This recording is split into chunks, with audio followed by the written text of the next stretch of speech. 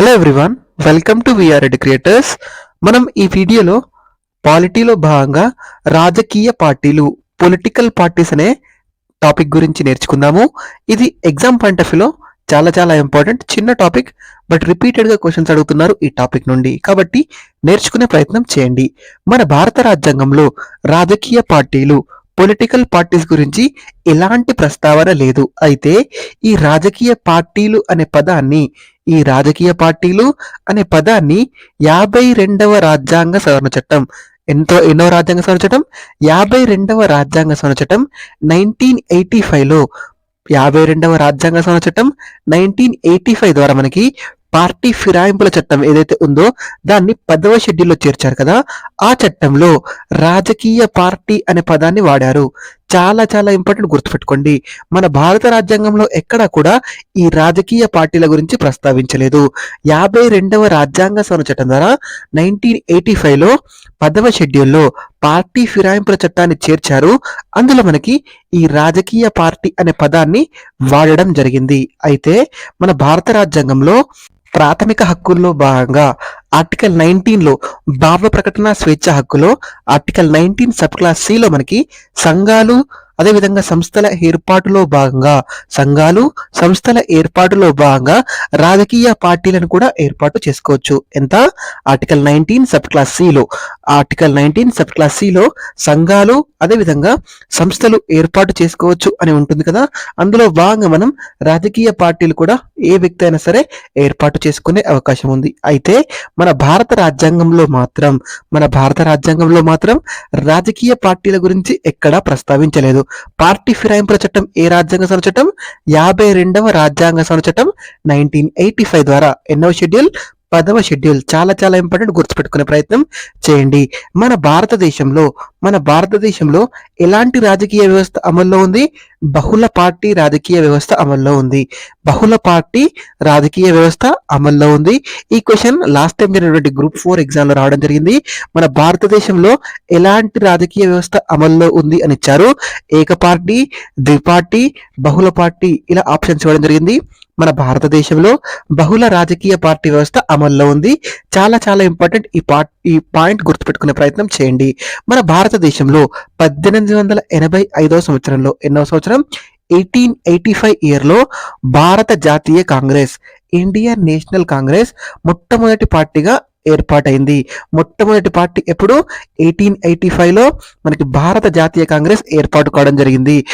మన భారతదేశంలో ప్రజా ప్రాతినిధ్య చట్టం, రిప్రజెంటేషన్ ఆఫ్ పీపుల్స్ యాక్ట్ 1951 ప్రకారం, ప్రజా ప్రాతినిధ్య చట్టం 1951 ప్రకారం రాజకీయ పార్టీలు కేంద్ర ఎన్నికల సంఘం, ఎలక్షన్ కమిషన్ ఆఫ్ ఇండియా వద్ద నమోదు చేసుకోవాల్సి ఉంటుంది, రిజిస్టర్ చేసుకోవాల్సి ఉంటుంది. దీని గురించి తెలిసే ప్రకరణ ఏంటంటే ప్రజా ప్రాతినిధ్య చట్టం, రిప్రజెంటేషన్ ఆఫ్ పీపుల్స్ యాక్ట్ 1951లోని సెక్షన్ 29A అనేది దీని గురించి తెలియజేస్తుంది. ఏ పార్టీ అయినా సరే రాజకీయ పార్టీగా మనకి ఎలక్షన్స్ కమిషన్ ఆఫ్ ఇండియా ముందు రిజిస్టర్ చేసుకోవాల్సి ఉంటుంది. దీని గురించి తెలిపేది ప్రజా ప్రాతినిధ్య చట్టం, రిప్రజెంటేషన్ ఆఫ్ పీపుల్స్ యాక్ట్ 1951లోని సెక్షన్ 29A అనేది దీని గురించి తెలుపుతుంది. మనకి ఈ క్వశ్చన్ ఇటీవల జరిగినటువంటి గ్రూప్ 2 ఎగ్జామ్ లో రావడం జరిగింది. తెలంగాణలో జరిగినటువంటి TGPSC గ్రూప్ 2 ఎగ్జామ్ లో రావడం జరిగింది. క్వశ్చన్ ఏమడిగారంటే, ఒక పార్టీ రాజకీయ పార్టీగా ఎన్నికల సంఘంలో రిజిస్టర్ చేసుకోవడం, నమోదు చేసుకోవడం గురించి తెలియజేసే సెక్షన్ ఏది అని అడిగారు. ఏంటండి? ప్రజా ప్రాతినిధ్య చట్టం 1951లోని సెక్షన్ 29A అనేది దీని గురించి తెలియజేస్తుంది. చాలా చాలా ఇంపార్టెంట్, గుర్తుపెట్టుకోండి. మనకి 1968 ఎన్నికల సంఘం చట్టాల మేరకు రాజకీయ పార్టీలను ఈ క్రింది విధంగా వర్గీకరించడం జరిగింది. ఈ వర్గీకరణకు చట్టబద్ధత లేదు, కానీ ప్రస్తుతం అయితే ఇలాంటి వర్గీకరణ అమల్లో ఉంది. అదేంటంటే రాజకీయ పార్టీలు అనేవి 3 రకాలుగా ఉంటాయి. అవి జాతీయ పార్టీలు, అదేవిధంగా ప్రాంతీయ పార్టీలు లేదా వీటిని రాష్ట్ర పార్టీలు అంటారు.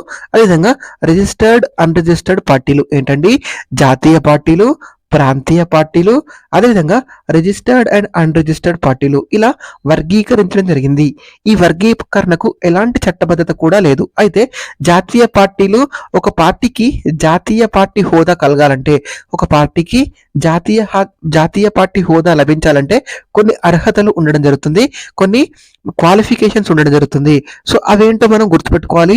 వీటి నుండి స్టేట్మెంట్స్ గా క్వశ్చన్స్ అడుగుతున్నారు. చాలా చాలా ఇంపార్టెంట్. ఈ పాయింట్స్ గుర్తుపెట్టుకునే ప్రయత్నం చేయండి, రాబోయే ఎగ్జామ్ లో అడగడానికి అవకాశం ఉంది.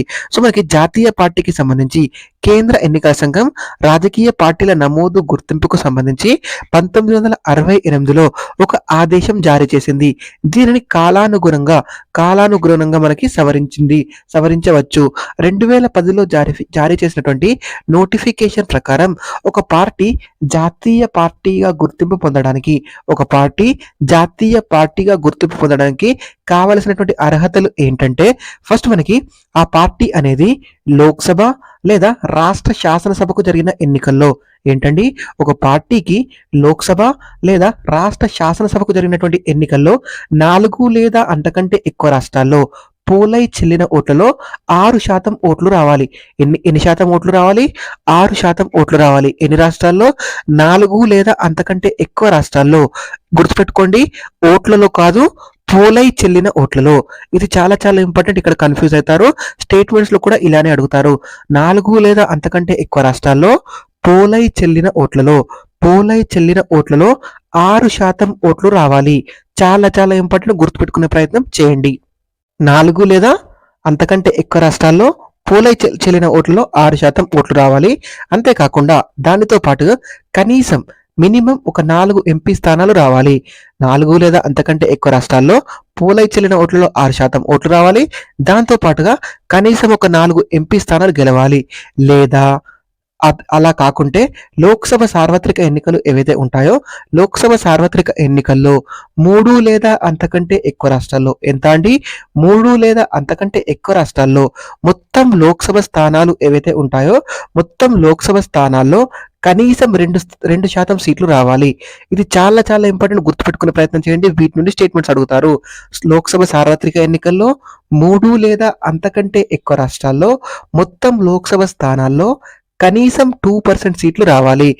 లేదా ఇది కూడా కాకుంటే 4 లేదా అంతకంటే ఎక్కువ రాష్ట్రాల్లో గుర్తింపు పొందినటువంటి రాజకీయ పార్టీగా ఉండాలి. 4 లేదా అంతకంటే ఎక్కువ రాష్ట్రాల్లో గుర్తింపు పొందినటువంటి రాజకీయ పార్టీగా ఉండాలి.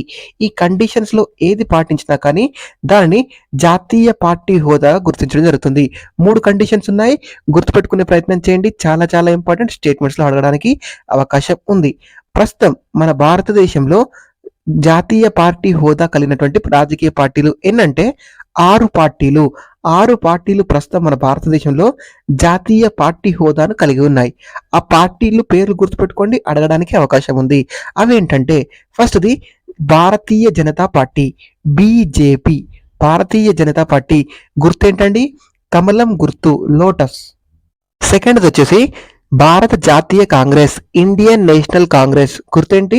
హస్తం, hand. Next Bahujan Samaj party, BSP. Bahujan Samaj party గుర్తు ఏనుగు. Next communist party of India, ఇది మార్క్విస్ట్, సిపిఐఎంఎల్. దీనికి గుర్తు సుత్తి కొడవలి నక్షత్రం. చాలా చాలా ఇంపార్టెంట్. గుర్తుపెట్టుకోండి. Next national peoples party, NCP. గుర్తేంటి?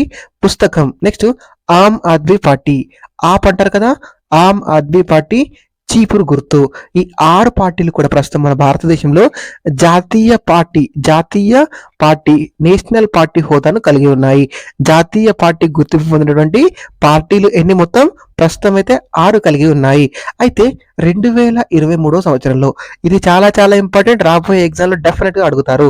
2023లో జాతీయ పార్టీ నేషనల్ పార్టీ హోదా కోల్పోయినటువంటి పార్టీలు ఒక 3 ఉన్నాయి.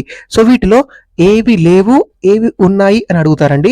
గుర్తుపెట్టుకోండి, 2023లో జాతీయ హోదా కోల్పోయినటువంటి పార్టీలు ఏవి అంటే, ఫస్ట్ది తృణమూల్ కాంగ్రెస్ పార్టీ మమతా బెనర్జీ గారిదండి, Calcutta. Next national Congress party, ఏంటి? National Congress party, NCP. థర్డ్ది ఏంటంటే communist party of India, CPI. మనకి ఈ 3 పార్టీలు కూడా మనకి 2023 సంవత్సరంలో జాతీయ పార్టీ హోదాను కోల్పోవడం జరిగింది. చాలా చాలా ఇంపార్టెంట్, రాబోయే ఎగ్జామ్లో డెఫినెట్గా క్వశ్చన్ అడుగుతారు దీని నుండి. అయితే చివరగా జాతీయ పార్టీ హోదా పొందిన పార్టీ ఏదంటే ఆమ్ ఆద్మీ పార్టీ 2023 సంవత్సరంలో. 2023 సంవత్సరంలో మనకి 3 పార్టీలు జాతీయ పార్టీ హోదాను కోల్పోతే ఆమ్ ఆద్మీ పార్టీ మనకి జాతీయ పార్టీ హోదాను పొందుతుంది. ఈ క్వశ్చన్ మనకి గ్రూప్ 4 ఎగ్జామ్లో రావడం జరిగింది. 2023 సంవత్సరంలో జాతీయ పార్టీ హోదా పొందినటువంటి పార్టీ ఏది అని అడిగారు. ఆమ్ ఆద్మీ పార్టీ. చాలా చాలా ఇంపార్టెంట్, గుర్తుపెట్టుకునే ప్రయత్నం చేయండి. రాబోయే ఎగ్జామ్లో డెఫినెట్గా జాతీయ పార్టీ హోదా కోల్పోయిన పార్టీలు ఏవి అని అడగొచ్చు. 3 పార్టీలు కోల్పోయాయి, గుర్తుపెట్టుకునే ప్రయత్నం చేయండి. చాలా చాలా ఇంపార్టెంట్. నెక్స్ట్ మనకు ప్రాంతీయ పార్టీలు, రీజనల్ పార్టీస్ గురించి చూద్దాము. వీటిని రాష్ట్ర పార్టీలు కూడా అని కూడా అంటారు. ప్రస్తుతం ఒక పార్టీ ప్రాంతీయ పార్టీ లేదా రాష్ట్ర పార్టీ హోదా గుర్తించడానికి, రాష్ట్ర పార్టీ హోదా పొందడానికి ఉన్నటువంటి షరతులు ఏంటి? ప్రస్తుతం ఒక పార్టీ అనేది ప్రాంతీయ పార్టీ, రీజనల్ పార్టీగా గుర్తించాలంటే ఉన్న షరతులు ఏంటంటే, ఉన్నటువంటి అర్హతలు ఏంటంటే, ఆ రాష్ట్ర శాసనసభలో ఆ పార్టీ అనేది ఆ రాష్ట్ర శాసనసభ ఎన్నికల్లో పోలై చెల్లిన ఓట్లలో వ్యాలిడ్ ఓట్లలో కనీసం 6% ఓట్లు రావాలి. ఎంత అండి? 6%, 6% ఓట్లు రావాలి, వ్యాలిడ్ ఓట్లు రావాలి. అండ్ దానితో పాటుగా కనీసం 2 ఎమ్మెల్యే సీట్లు కూడా గెలవాలి. ఓట్లు మాత్రమే కాదు, 6% ఓట్లు రావడంతో పాటు 2 ఎమ్మెల్యే సీట్లు కూడా గెలవాలి. అలా ఉంటే దానికి ప్రాంతీయ పార్టీ హోదా ఇస్తారు. లేకుంటే ఇంకొక పాయింట్ ఏంటంటే, రాష్ట్రంలో జరిగే లోక్సభ ఎన్నికల్లో పోలై చెల్లిన ఓట్లలో కనీసం 6% ఓట్లు రావాలి. అండ్ దాంతో పాటుగా ఒక ఎంపీ సీటు గెలవాలి. ఈ అర్హత క్వాలిఫికేషన్ పొందినా కానీ దాన్ని ప్రాంతీయ పార్టీగా గుర్తించడం జరుగుతుంది. అది కూడా కాకుంటే రాష్ట్ర శాసనసభ ఎన్నికల్లో మొత్తం 3% ఓట్లు అండ్ 3% సీట్లు రావాల్సి ఉంటుంది. చాలా చాలా ఇంపార్టెంట్, గుర్తుపెట్టుకునే ప్రయత్నం చేయండి. నెక్స్ట్ మనకి ఆ రాష్ట్రంలోని ప్రతి 25 లోక్సభ స్థానాల్లో ఒక లోక్సభ స్థానాన్ని గెలవాలి.